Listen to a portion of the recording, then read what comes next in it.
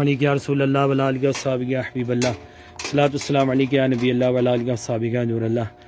یہ جو پہاڑ ہے یہ احد کا پہاڑ ہے، احد کا میدان ہے، جس کے دامن میں حضرت امیر حمزہ رضی اللہ تعالیٰ عنہ اسودہ حق ہیں، اور اس پتھر پہ سرکار دو جہاں صلی اللہ علیہ وآلہ وسلم کے دست مبارک کا نشان ہے۔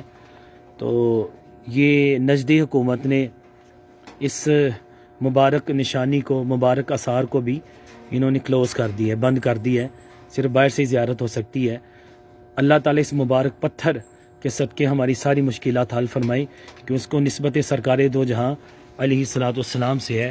صلاۃ والسلام علیک یا نبی اللہ وعلی آلہ وصحبہ یا نور اللہ، صلاۃ والسلام علیک یا رسول اللہ وعلی آلہ وصحبہ یا حبیب اللہ، صلاۃ والسلام علیک یا نبی اللہ وعلی آلہ وصحبہ یا نور اللہ۔ یہ مبارک پتھر ہے احد پہاڑ کا، جس کے اوپر سرکار دو جہاں وسلم کے دست مبارک کا نشان ہے۔ تو انہوں نے یہ کلوز کر دی ہے، زیارت ٹھیک طریقے سے نہیں ہو سکتی۔